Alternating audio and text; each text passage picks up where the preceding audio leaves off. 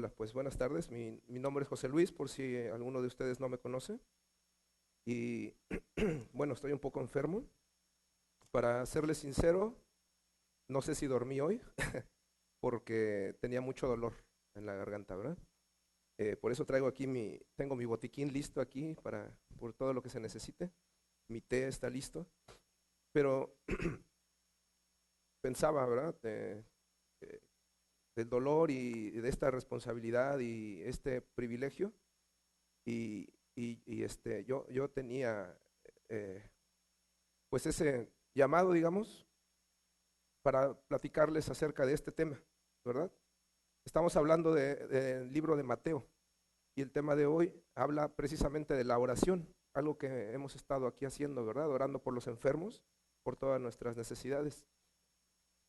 Y vamos a empezar hablando de dos situaciones. Supongamos esto, ¿verdad? Vamos a ver quién se familiariza con estas situaciones. Ustedes saben qué es la cuesta de enero, ¿verdad?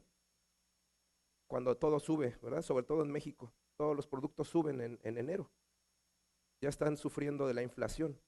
Supongamos que la cuesta de enero está en tu familia, ¿verdad? Quizás no has trabajado por varias semanas, como sé que a muchos de ustedes les ocurre. Los biles acumulan, tu hijo se enferma, la fiebre no para. Hay que ir al hospital y al recibir el bill no sabes ni siquiera cómo se lee esa cifra, ¿verdad? Dices, ¿cuántos ceros? ¿Qué número es este? No lo entiendo. Estás preocupado, ¿verdad? Supongamos esta otra situación. Hoy ha sido uno de los días más maravillosos de tu vida. Tu hijo ha nacido. El bebé ha traído torta bajo el brazo, como decimos en México, ¿verdad? Tu jefe te ha dado un bono y te ha ascendido a una nueva posición. Además, una noticia que le va a gustar a Moisés. Los Pumas han logrado el campeonato después de 10 años. Lo cierto es que la vida está llena de situaciones que no están bajo nuestro control, ¿verdad? Si pensáramos en todo lo que puede salir mal, ¿verdad? Ahorita se nos poncha el carro, la llanta, alguien se enferma, chocamos, qué sé yo. O si algo nos falta para subsistir, perdemos el trabajo, nos enfermamos seriamente, como ha pasado a muchos hermanos, ¿verdad? Si nos ponemos a pensar en todo eso, seguramente acabaríamos, ¿cómo poderlo decir? Desquiciados de la cabeza, ¿verdad? Hundidos en temor, en desesperación. Pero también, como en la segunda situación, también el éxito y las riquezas nos pueden hacer olvidar al dador de todas nuestras habilidades, nuestros talentos, de todo eso que necesitamos para sostener a nuestras familias. ¿Pero por qué? ¿Por qué se nos hace tan fácil? ¿Por qué podríamos caer tan fácil en esos extremos? Porque nuestra existencia física nos hace olvidar nuestra existencia espiritual. Es natural enfocarnos en lo que vemos y sentimos, ¿verdad? Eso es muy natural. Por eso Dios nos insta, Cristo en su ministerio nos insta mucho a orar. Y hay que tomar en cuenta algo muy importante para empezar. El privilegio de la oración es sobre todo para los hijos de Dios. Quizás han escuchado, ¿verdad?, que todos somos hijos de Dios. Bueno, la Biblia dice que los hijos de Dios son solo aquellos que han depositado su fe en Jesucristo como su Señor y Salvador. Y vamos a leer Hebreos 4:16 y vamos a ver un enorme privilegio de los hijos de Dios. Dice así, Hebreos 4:16: acerquémonos pues confiadamente al trono de la gracia para alcanzar misericordia y hallar gracia para el oportuno socorro. Al leer esto, pues podemos ver que tenemos un enorme privilegio que no podemos dejar por sentado, ¿verdad? No hay que tomarlo a la ligera. Hay un privilegio que los hijos de Dios tienen. ¿Por qué no lo usamos? Nos cuesta cultivar la disciplina de la oración. Y en esta plática, ¿verdad?, que vamos a tener, vamos a responder algunas preguntas que quizás algunos tienen. ¿Cómo debo orar? ¿En qué posición corporal debo orar? ¿Debo arrodillarme? ¿Debo alzar las manos? ¿Tirarme al suelo? ¿Hay oraciones mágicas para tener lo que quiero o necesito? quiero un carro nuevo, ¿no?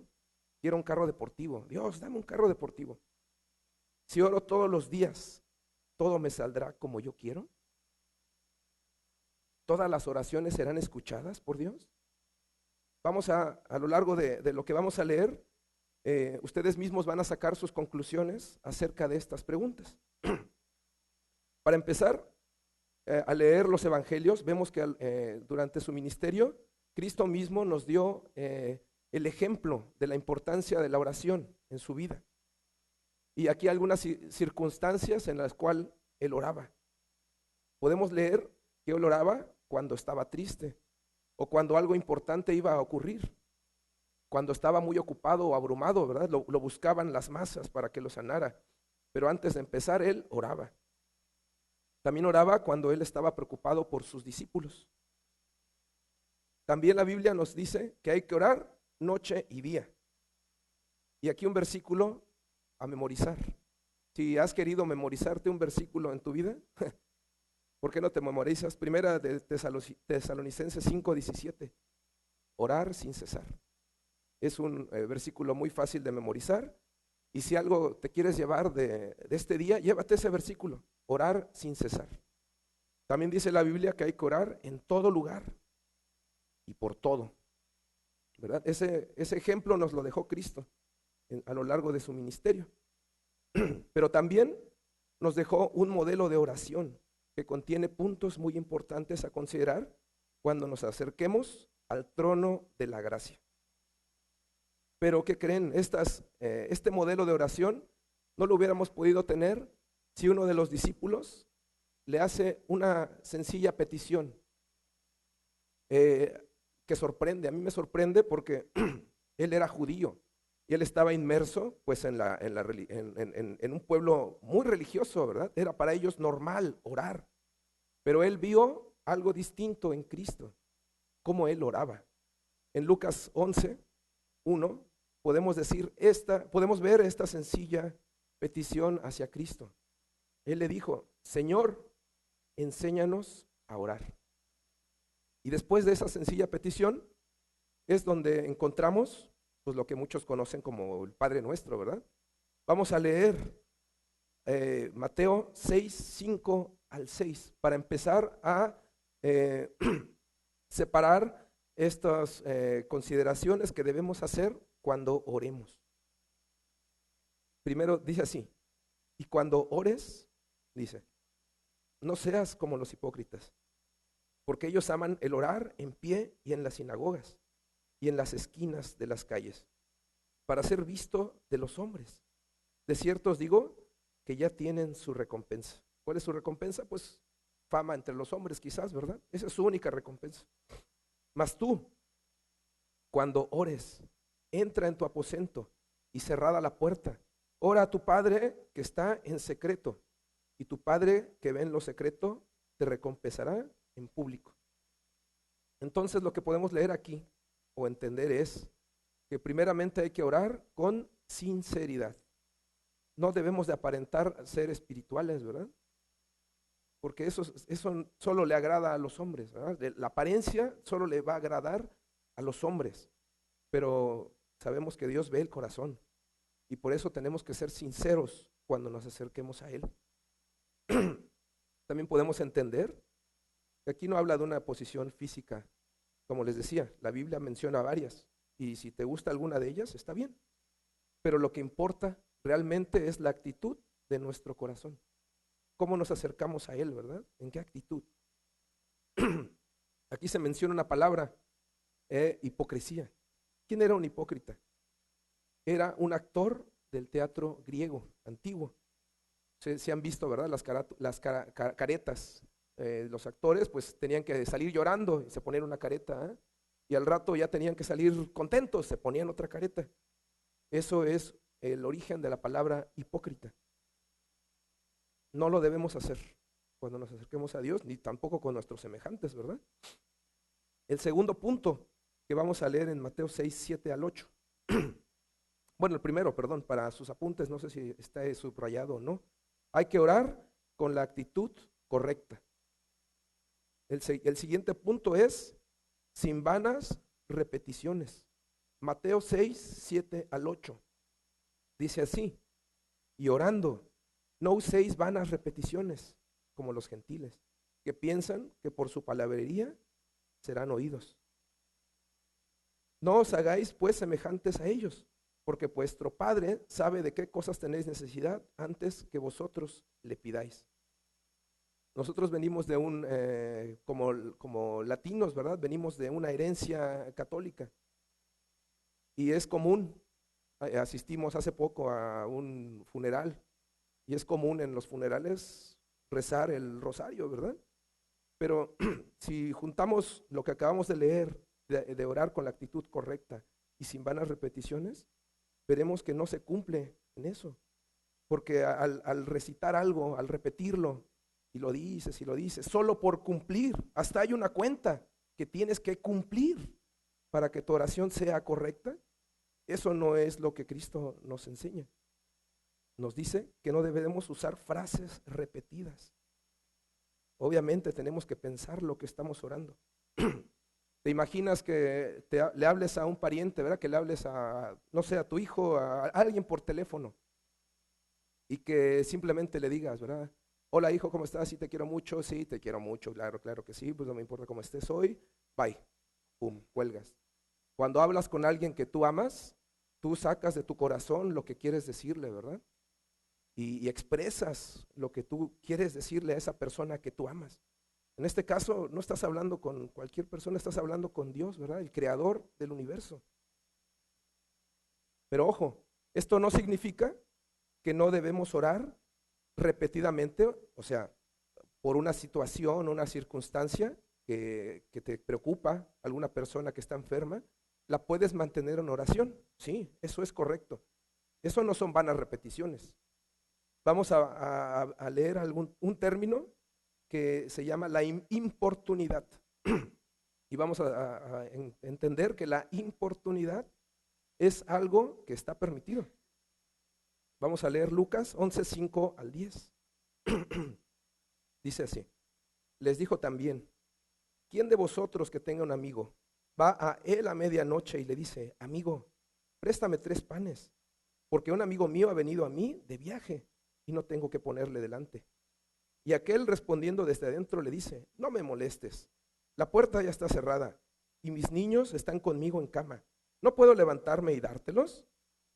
Os digo que aunque no se levante a dárselos por ser su amigo, sin embargo, por su importunidad se levantará y le dará todo lo que necesite.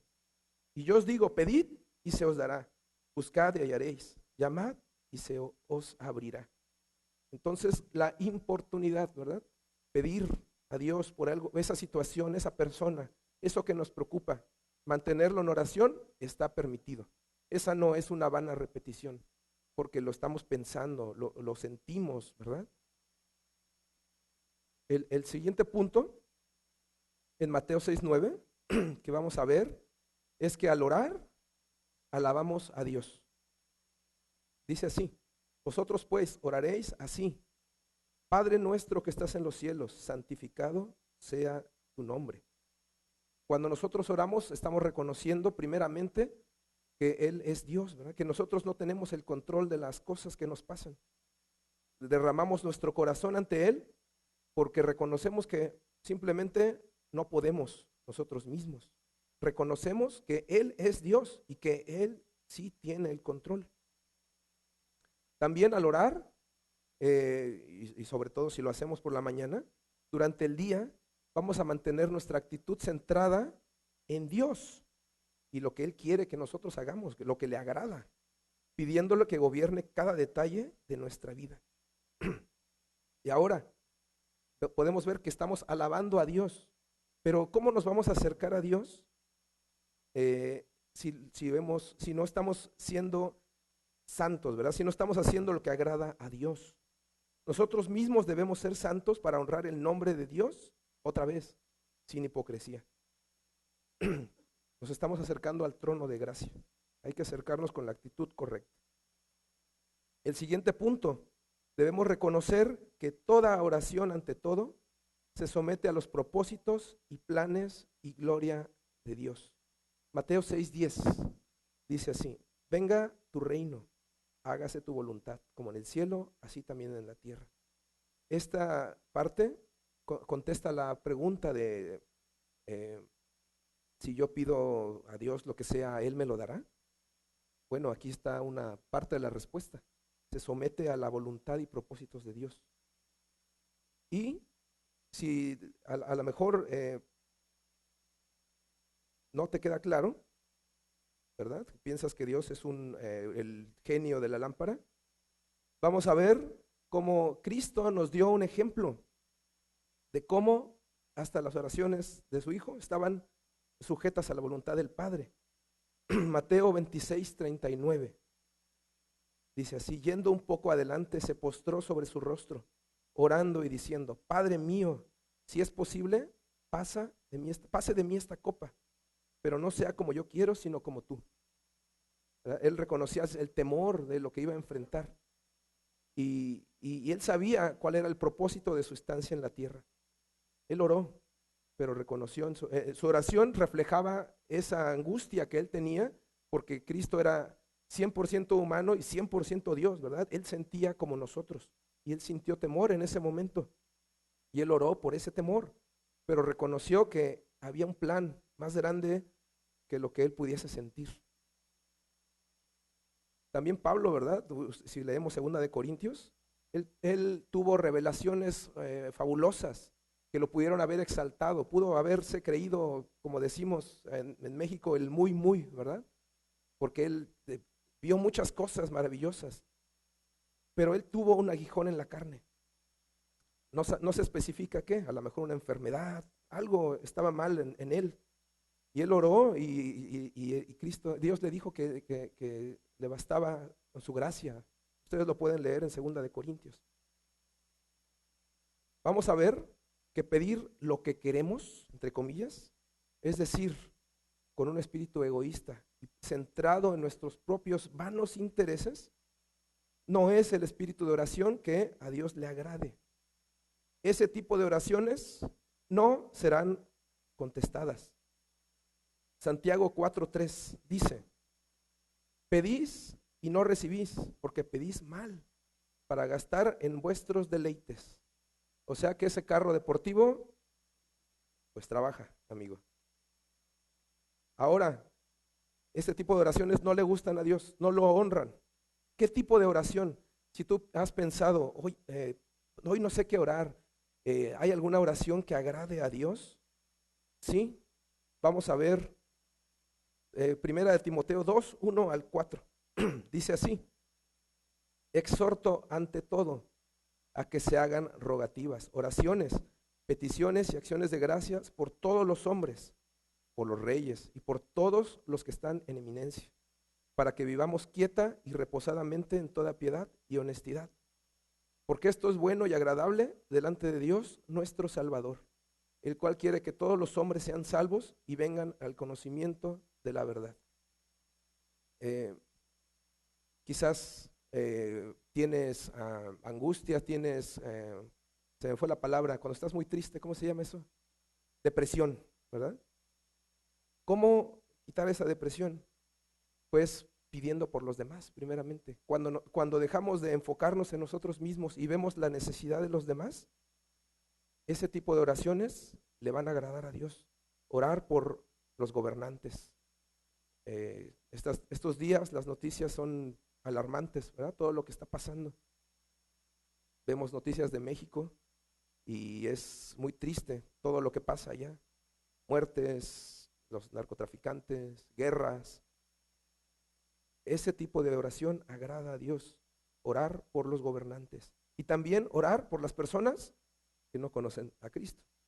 Porque aquí dice que Él quiere que todos sean salvos y vengan al conocimiento de la verdad.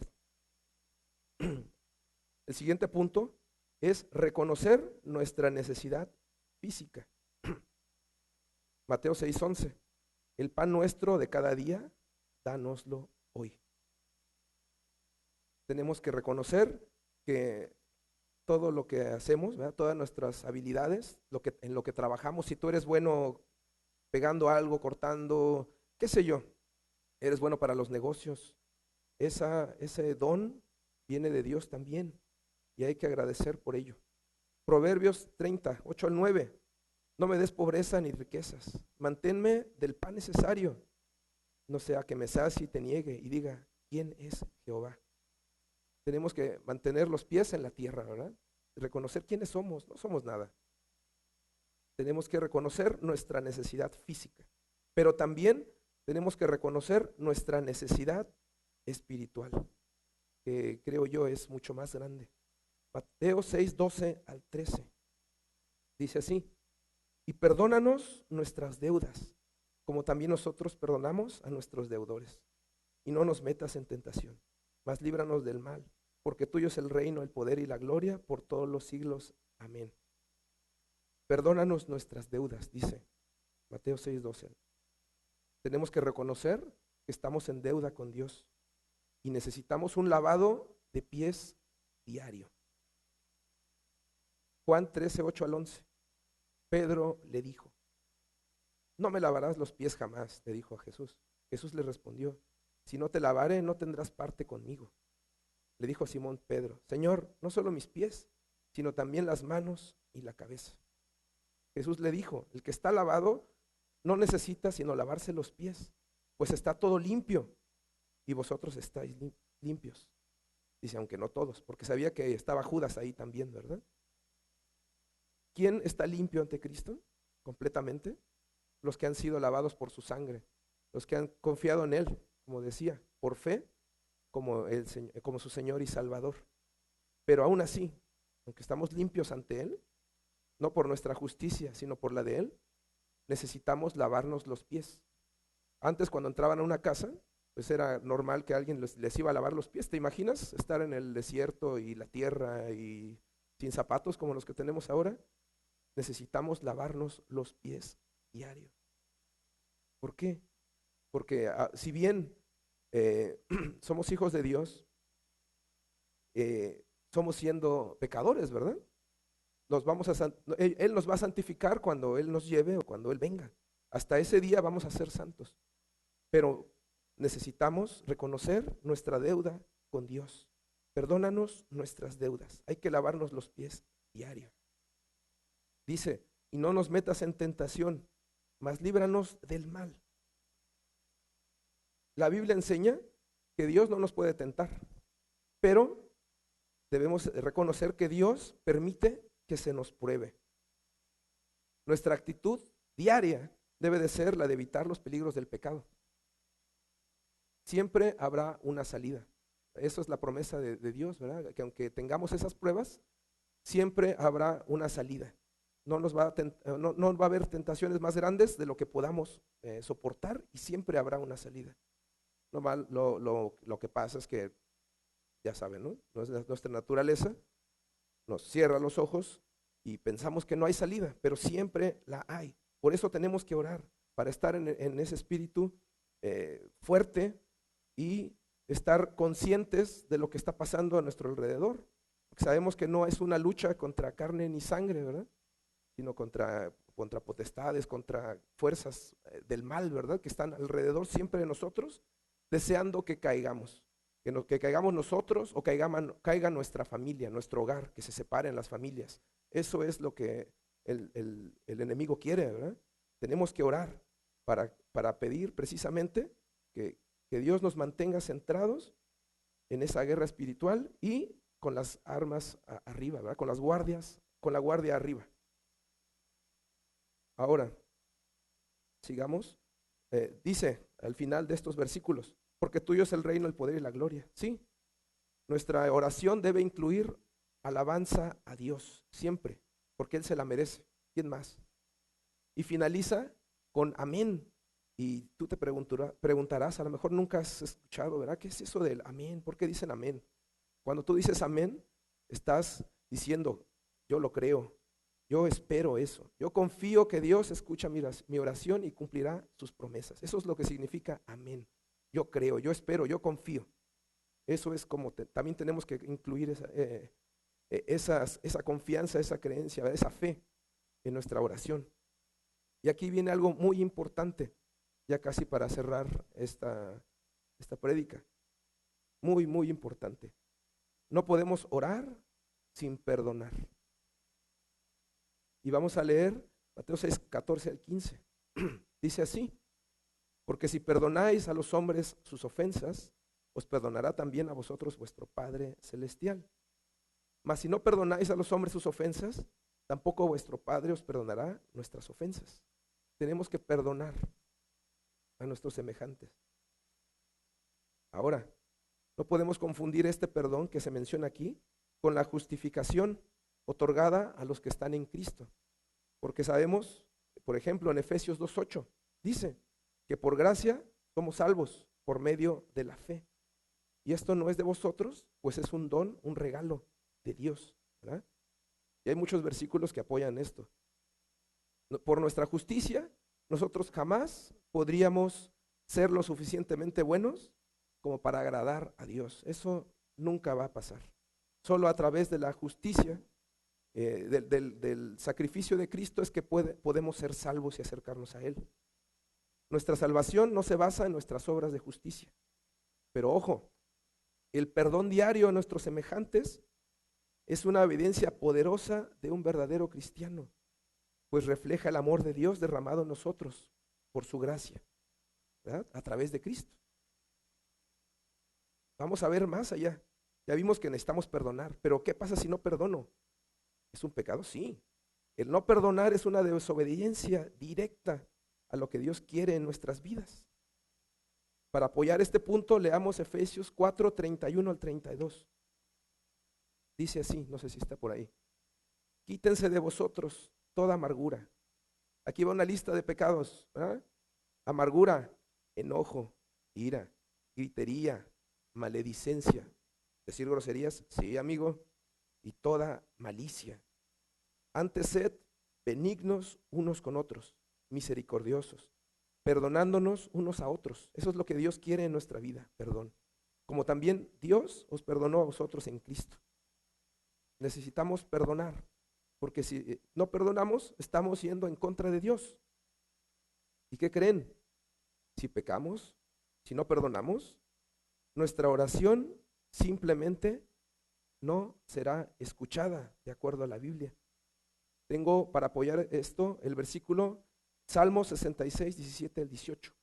Y encontré dos traducciones, ¿verdad? Dos versiones de la Biblia que quiero comparar con ustedes.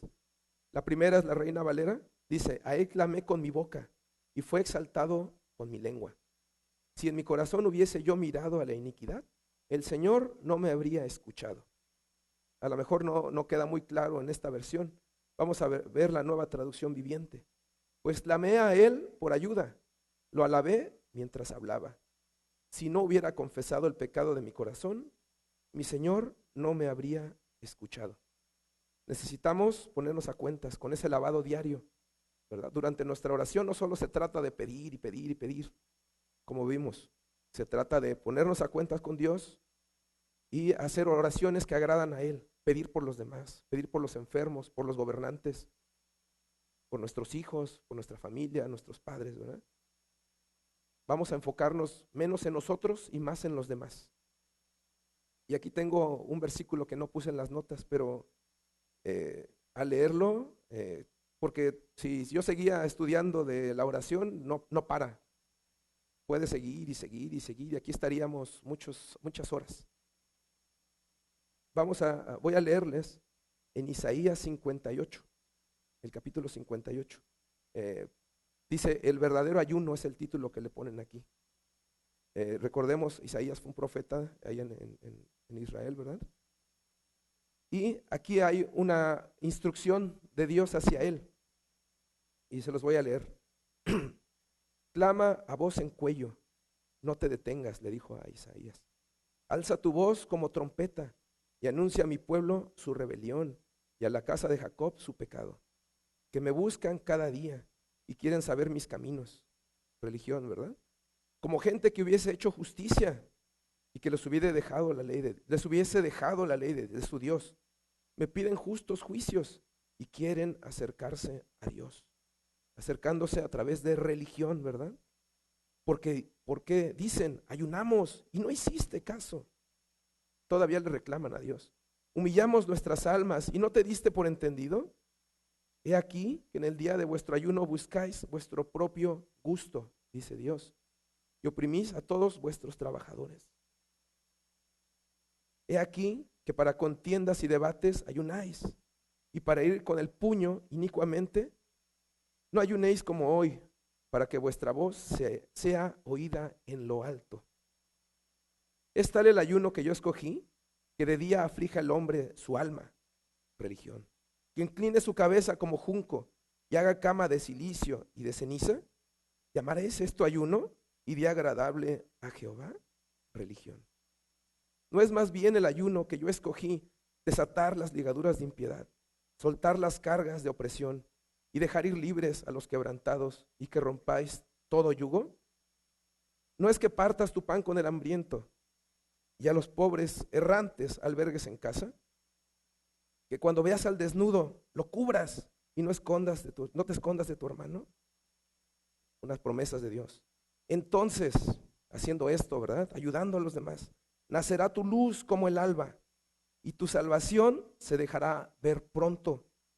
¿Cómo podemos ser notados como hijos de Dios? Haciendo justicia. E irá tu justicia delante de ti y la gloria de Jehová será tu retaguardia. Promesa de Dios. Aquí viene. Entonces invocarás y te oirá Jehová.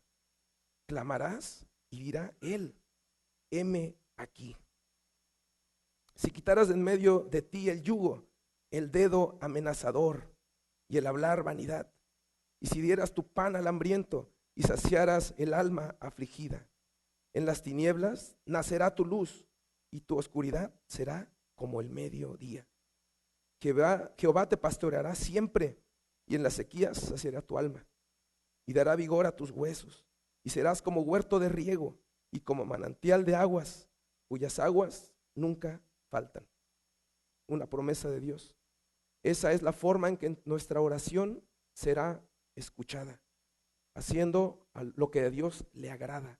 Dejémonos de centrarnos en nuestras vanas situaciones, ¿verdad? Mi carro nuevo, quiero esto, quiero el otro, quiero el otro, quiero el otro.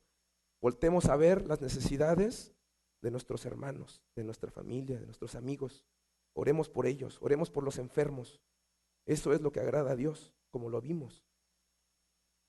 Como conclusión, y qué bueno que me alcanzó la voz, cuando oramos, considerando el modelo de oración que Jesús nos enseñó, y tenemos la actitud y los motivos correctos, podremos dejar nuestras preocupaciones y cargas en sus manos, reconociendo que Él tiene el control.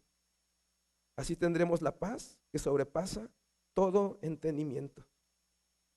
Es mi deseo que este 2020 que está iniciando, que la oración tenga el lugar de importancia que merece en nuestra agenda diaria.